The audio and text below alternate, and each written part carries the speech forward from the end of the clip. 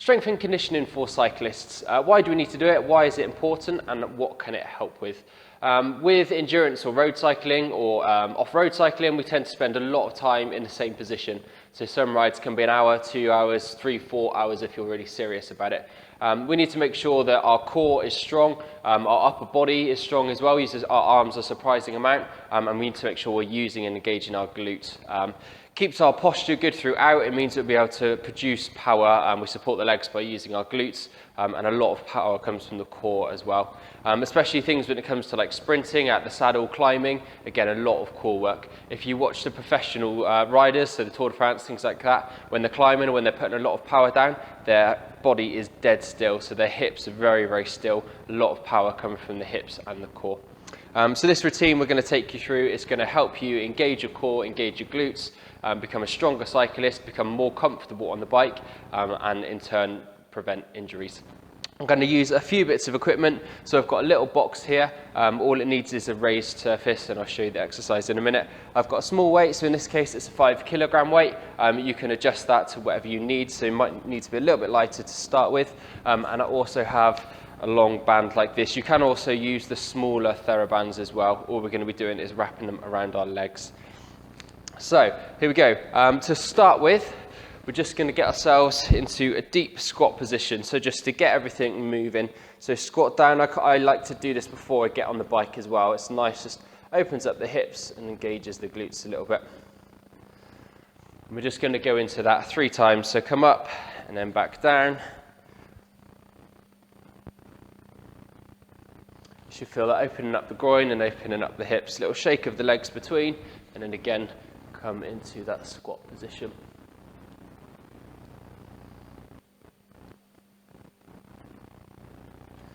And then from there, I'm just going to grab my band. If you have the TheraBand, you wrap it around your legs at the bottom. For me, because it's a longer band, I'm just going to stand in between. I'm going to twist it in the middle, and then I'm going to pull it up, just so there's enough tension on the band so you can see that it's nice and tight. I'm then just going to start on the side of my mat here. To start with, my knees are only going to be slightly flexed. Again, knees nice and strong and out, and then from there, nice and slowly and controlled, I'm just going to pull and abduct my hip, just so that I'm taking that tension on the band. Slow and controlled, and you should feel that in your glutes, so side of your hip. And it's just a nice engager and strengthening. I'm going to go out that way, and then I'm going to come back, lead in with my left. Again, everything is nice and strong. Slow and controlled.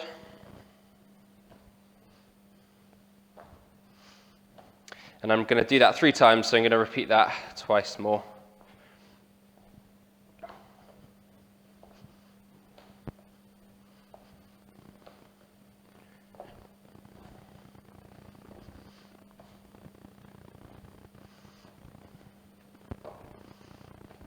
Okay, and then do 1 more set on that, and then the progression from that is that we're going to go into a flexed position. So our body is going to stay nice and upright, so almost into the bottom of a squat, and then hold it there. And then we're going to do exactly the same thing. So glute medius, which sits on the outside of your hip, activates a little bit more when your hip is in more flexion. And again, slow and controlled, and we should start to feel a little bit of a burn on the outside of our hips. And again, I'm going to do that for 3 sets. So out and back is 1 set.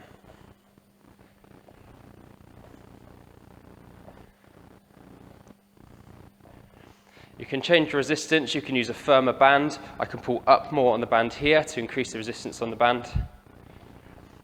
And likewise, I can reduce the resistance, smaller band, or I can come back down here and there's less resistance on the band. Correct form over really heavy resistance or weight to start with. So back from my 3rd set. And then relax down. And again, I feel this in here, which you should also feel when you cycle. So you should be using your hips quite a lot when you're on the bike. The next exercise, this is where we need the box and the weight. It's going to be a weighted lunge with the weight over our heads. So we're really trying to engage our QLs and our obliques. And we're also going to be using our hips and our legs.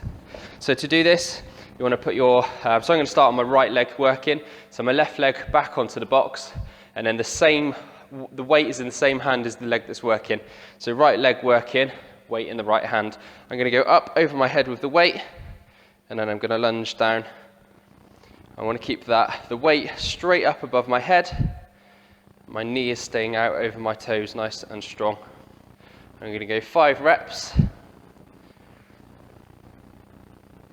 And I'm going to swap sides. And again, we're going to go 3 sets of this. So weight up, find your balance, and then down we go. Try and keep your knee nice and solid. And really feel the squeeze in your glutes when you're coming up.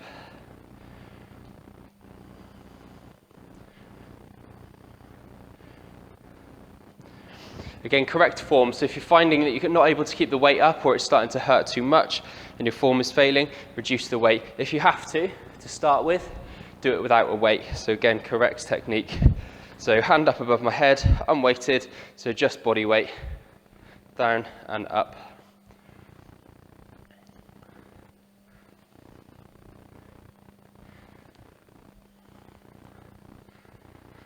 And 5, and then swap legs.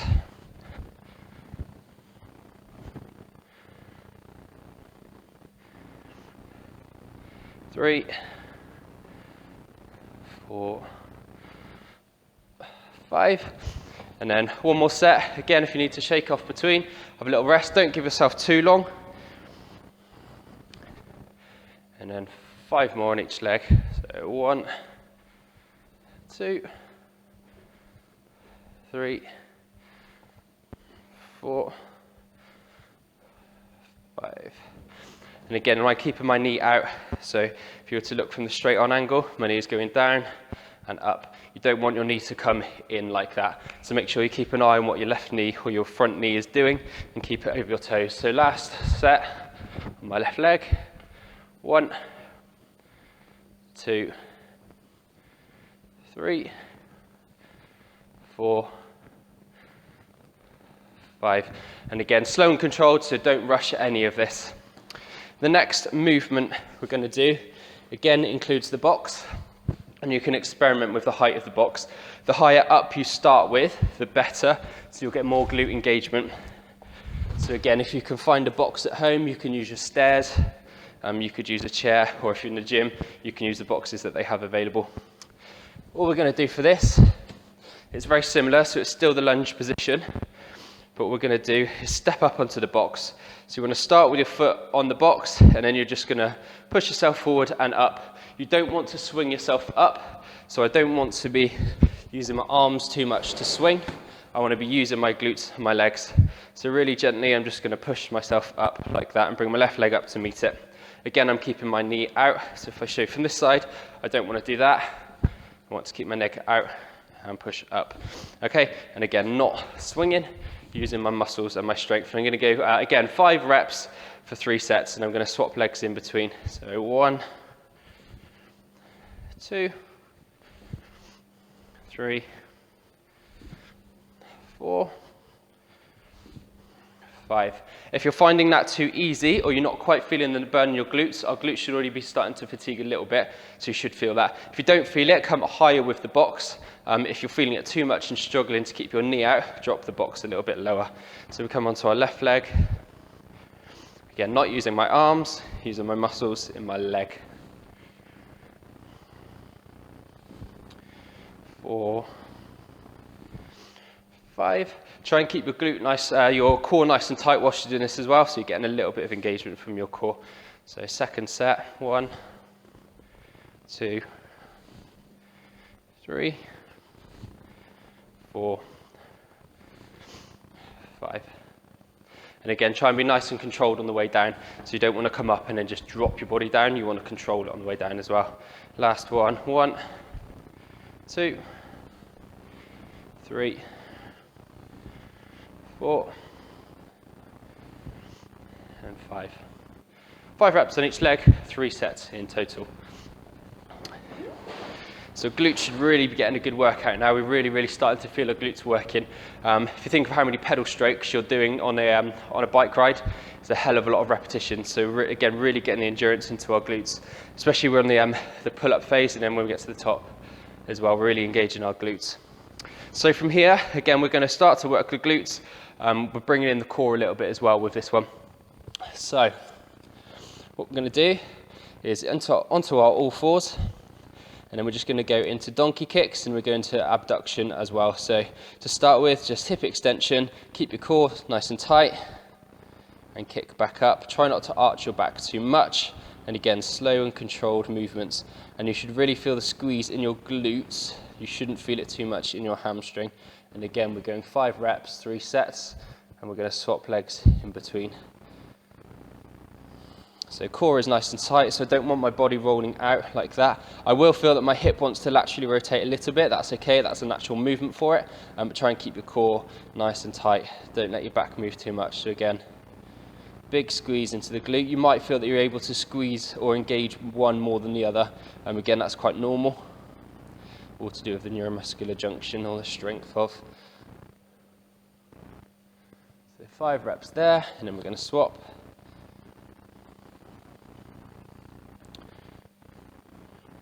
3, 4, 5. My leg's not touching the ground, so I'm keeping my knee off the ground the whole time throughout all the 5 reps.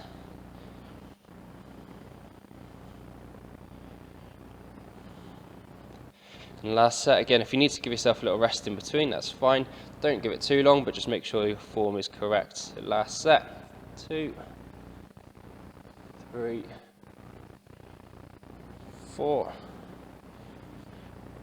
5, 1, 2, 3, 4, and 5. And then again, we're in the same position, and this time we're going to be abducting our hip, so really pull on that glute med. So we're going to go straight out to the side and squeeze up. Again, try and keep your core tight so you're not rotating your body around, you're just wanting your hip to abduct. You don't want to move your lumbar spine. And again, I don't want to rest or touch my knee down in between. We're going to go 5 reps, so 3, 4, 5, and then repeat on the other side, and again, it's going to be 3 sets. Slow and controlled movement, slow out and slow down. So the eccentric movement is working as well. So 4 and 5. Little rest in between, keep your core engaged. 1, 2, 3, 4, and 5. And again, really starting to feel this burn now on the outside of my hip. 1, 2, 3, 4, and 5. Again, if you watch from behind when someone cycles, their hips should stay really still. So it's like a T, it's almost like a T on your lower back. So across the top of your hips and up your spine, that T should stay really tight. Someone who does a lot of core, has a good core, that T will stay solid. Again, watch the professionals cycle. When they're going uphill on a time trial, that T on their back is solid. It means they're producing loads and loads of power from their lower back and from their hips. Watch sprinters as well when they're at the saddle sprinting. Again, their core is really tight, so there's no wasted energy at all. 3, 4, and 5. And then relax down. Glutes are done for now. We will come back to them a little bit at the end. For this next exercise, you have a choice. I like to use a ball, like a Slamball. This one is weighted to 7 kilograms. You can start lighter, you can start heavier. Again, best to get correct form. You can also use the weight that you're using to start with. All we're going to be doing is passing it over our bodies. You can use the power bags as well. If you're doing it at home, you can use something like a bag of sugar or anything that weighs around 3 to 4 kilograms is a good starting weight. So if you are going to use the weight to start with, all you're going to do is go onto your back, and then you're going to engage your core, and you're going to lift your legs up slightly, and you're going to lift your body up slightly. Make sure the weight is by your side, and then from there, try and keep your legs as stable as you can, so you're supporting your core. Your core is working, and it's just your bum that's on the floor. And from there, you're just going to pass the weight over to each side. You don't want your legs to come too far apart, so try and keep them together. And to start with, we're just going to go for 10 reps in total, so 5 on each side. So 4, 5, 6, 7, 8, 9, 10. Again, try and keep good form and nice and slow with the movement, so you're not trying to throw it over and then throw it down to start with. You can start to do that once you get a bit more experienced with it. Try and get a really good thoracic extension, so you're trying to move your whole body, really engaging your obliques. If you are doing that with the ball, so this one's a little bit heavier, so again 10 reps and the ball is going to land in between, so we're not throwing it down, but we're just putting it down in between. So again, nice and tight with the core. 1, 2, 3. So see how much my shoulders are rotating around. Trying to keep my legs together. They will move a little bit as long as your core and your legs are tight.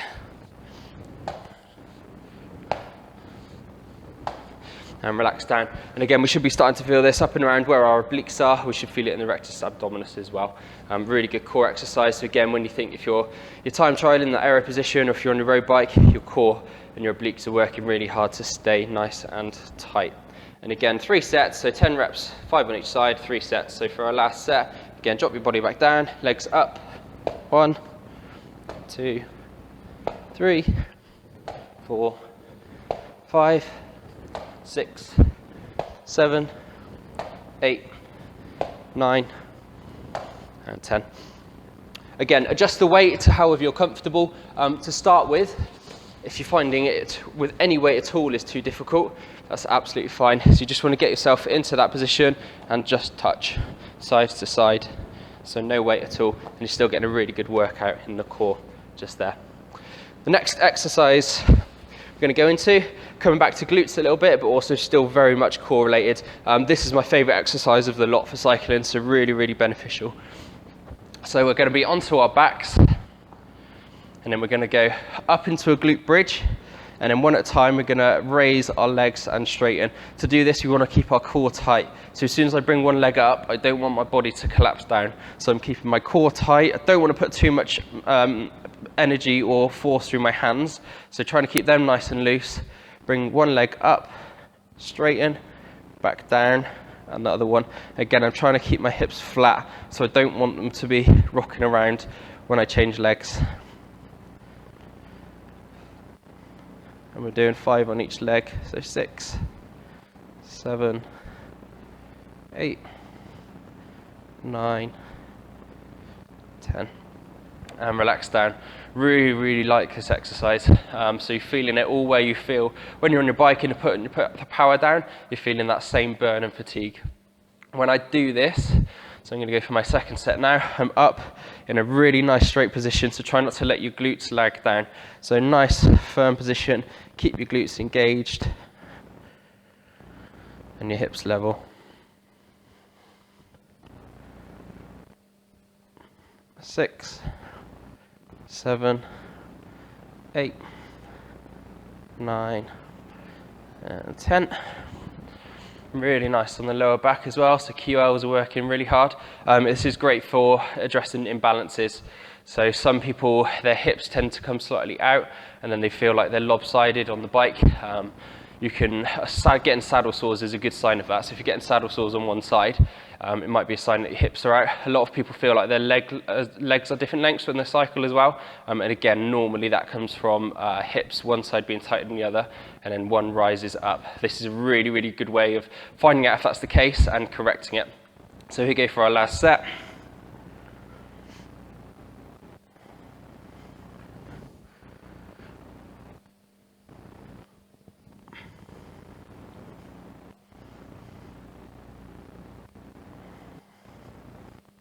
Nine and 10, and again nice and solid, so keep your glutes up and then relax down.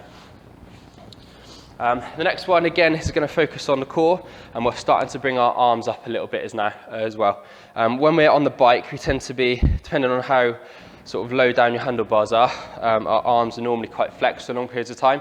We use our triceps in an isometric way a lot. For any cyclist, if you roll your hands across your triceps, they're probably quite sore. If your elbows get sore when you ride as well, this will be really, really good for you. So to start with, we're going to go into the plank position. So again, very much focusing on the core. So nice straight body, keep your glutes down. Don't want to see your glutes creeping up. And then from that position, we're just going to then raise ourselves up, straight arms into the press up position, and then back down. And you want to alternate arms. So we're going to do 5 on our left arm leading up. So 3, 4, and 5. This whole time keeping the core really tight, so start to feel it a little bit in the glutes, mostly in that rectus abdominis again. And then this time 5 leading up with our right arm. So right arm moves first. 2, 3, 4, and 5. Back into the plank and then rest down. Little rest in between. Keep breathing throughout whilst you're doing this. A lot of people when they go into plank, they hold their breath, start shaking, run out of oxygen and have to give up. So keep breathing throughout, fuel those muscles with oxygen. Back into the plank and then left arm, 1, 2. Again, trying to keep my core tight, so I'm not trying to move too much in my core. This is difficult, harder than it looks. And 5. And then leading up with my right, 1, 2, 3, 4, and 5. Back into plank and relax down.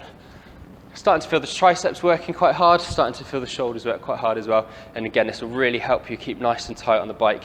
If you've ever been out for a really windy ride and you're grabbing onto your bars quite a lot, your shoulders and your arms start to ache. Really, really good to combat this.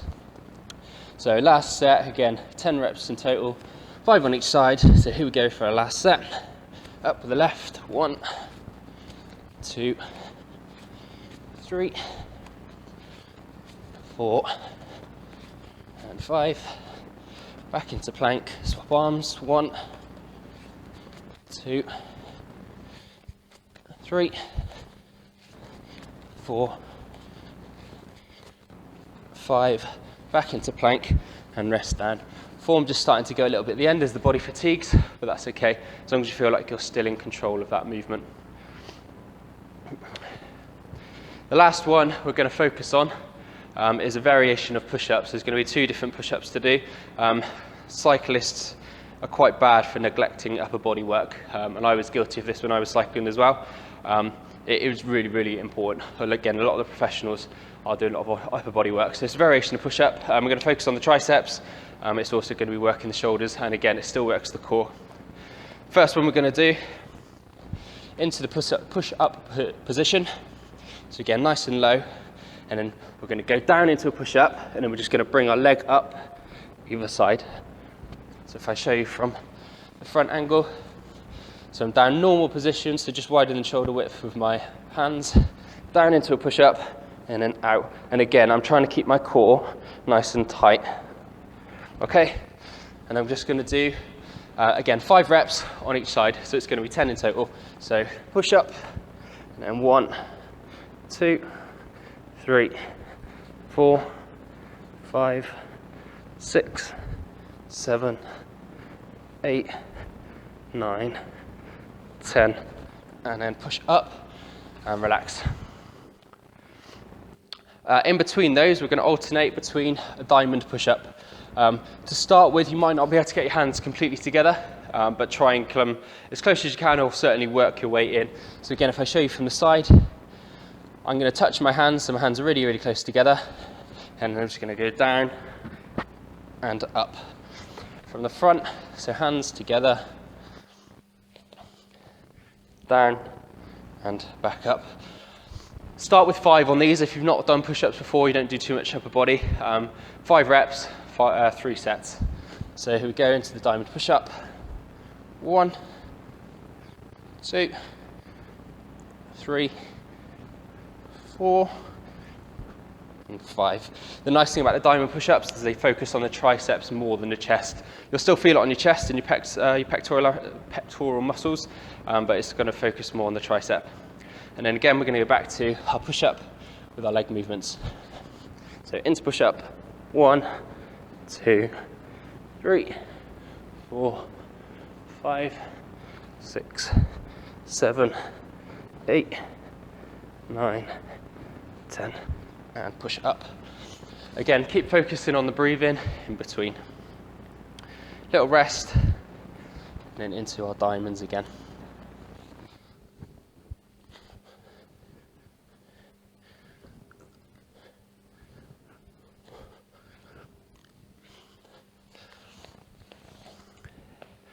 One set on each, and this is the last exercise. So if you're starting to feel a bit tired and fatigued now, that's probably a good thing. It probably means the session has been about right for you. So last one, into push up, 1, 2,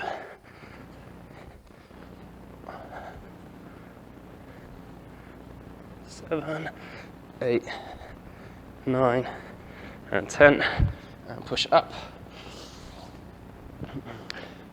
On the diamond push-ups, try and keep the eccentric or the down movement nice and controlled as well, so we're still getting really good muscle engagement from the down phase. So here we go, last one, 5 reps, slow, 1, 2, 3, 4, and 5.